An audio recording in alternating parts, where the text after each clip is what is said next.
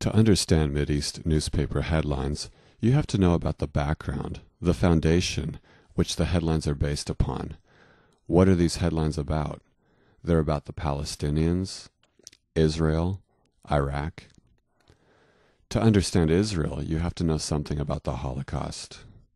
That's essential for understanding Israel and the special relationship Israel has with the United States. We could learn about the Holocaust through TV shows, books, newspapers. But look at the quality of the newspaper. Here's a Mideast headline in the San Francisco Chronicle: Israel storms Arafat headquarters. But with so many important things happening in the world, look what the editor chose for the top story of the day. A cheesy humor piece. Son puts mom up for sale on eBay. So let's not use newspapers or TV programs. Instead, let's learn about the Holocaust by getting a book written by a professor.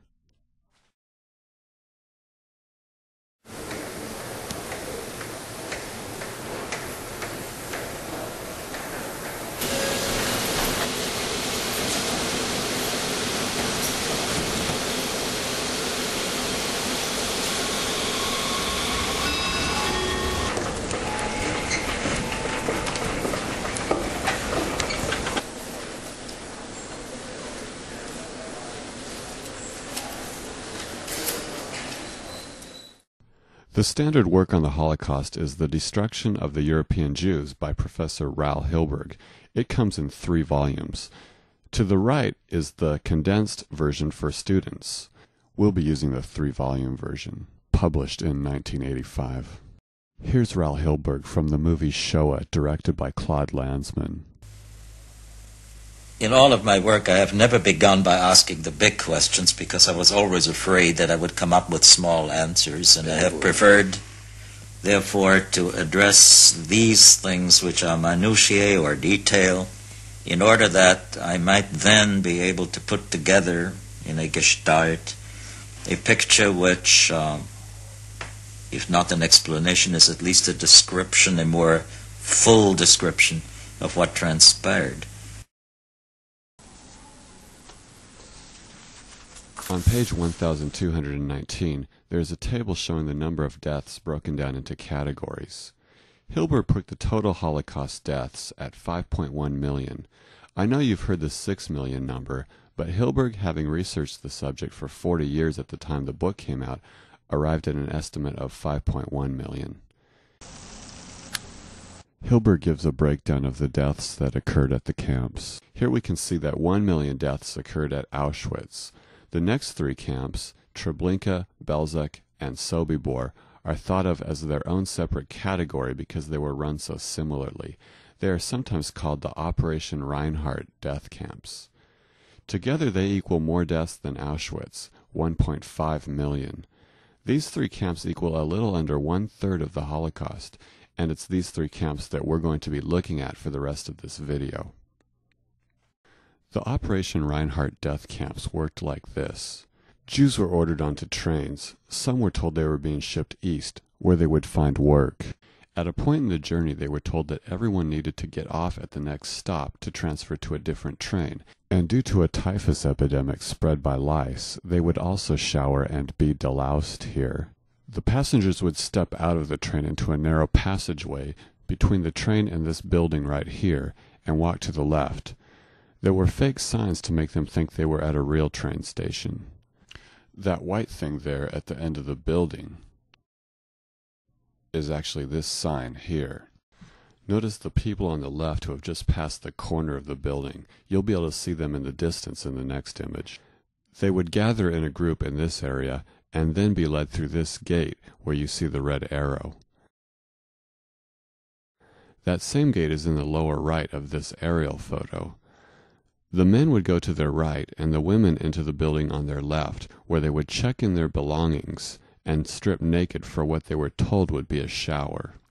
The men would walk in this direction to join the women at the entrance to a dirt path known as the tube, a path that led to the gas chamber.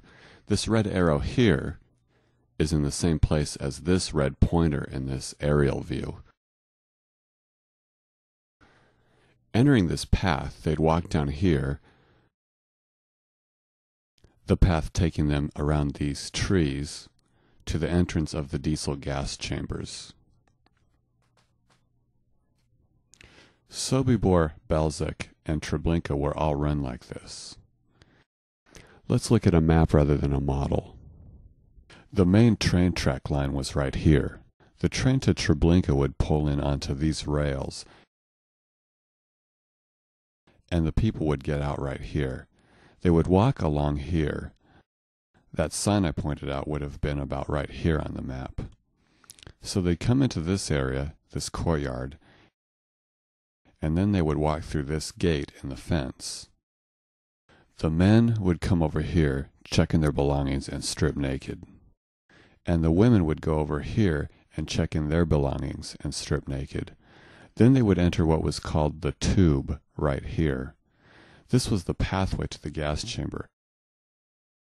Here's a model of the Belzec gas chamber sitting on a wood table. Inside there are 6 chambers, each about the size of a small bedroom. Here's one of the 6. You can see a man inside working on removing the dead bodies. A hallway runs down the middle. A room in the very back contained a diesel engine which pumped exhaust into the rooms. You can see the door of that room here. From this view you can see when the gassing was finished, these doors opened upward, similar to garage doors. Here is one of the doors still closed. Notice the wood plank holding it shut. This one is just being opened and you can barely see the bodies spilling out, and this one is completely open. The bodies were then taken out and thrown into large pits and covered over with dirt when the pits were full. Let's look at a map rather than a model for a moment. We can see the path to the gas chamber. Here's the gas chamber. And here's all the pits where at Treblinka alone an estimated 700,000 bodies were buried. When the killing operation was nearly finished, and the bodies lie decaying in mass graves, Heinrich Himmler ordered the camps to dig up the bodies and cremate them. The reason for this was that Germany was losing the war, and this territory in Poland would be taken over by the Soviets. Himmler didn't want the Soviets to find the mass graves. So at the 3 camps, 1.3 million bodies were dug up. During the very end of the killing operations, the bodies were taken directly to the cremation grills. To summarize what we've just learned, Treblinka, Sobibor, and Belzec were all run in the same way. At Treblinka alone, an estimated 700,000 were gassed, buried. Later they were dug up and then cremated. 50,000 were gassed and then taken directly to be cremated, for a total of 750,000. At all 3 camps, Treblinka, Sobibor, and Belzec, an estimated 1.3 million were gassed, buried, dug up, then cremated, with an estimated 200,000 gassed and then cremated. Total deaths were 1.5 million, nearly 1/3 of the whole Holocaust.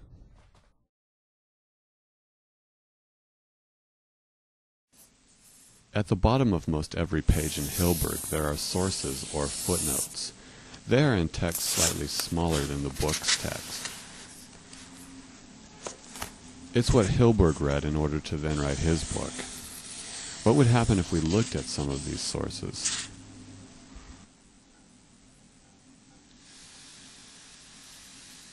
We're going to look at number 63. Yankel Wernick is the author, and his book is called 1 Year in Treblinka. Where can we find this book? Amazon.com doesn't have it. Neither does San Francisco Public Library or San Francisco State University Library. Here on Amazon, no one has ever even reviewed it.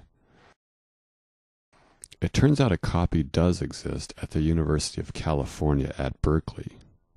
It says, an inmate who escaped tells the day-to-day facts of 1 year of his torturous experience. So finally we get to hear about the Holocaust from someone who was really there. Most Jews who arrived at Treblinka died within the hour.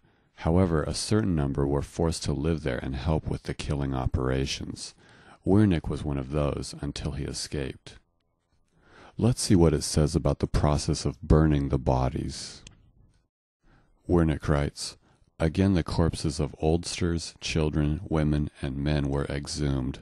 Whenever a grave was opened, a terrible stench polluted the air, as the bodies were in an advanced stage of putrefaction. It turned out that women burned easier than men. Accordingly, corpses of women were used for kindling the fires.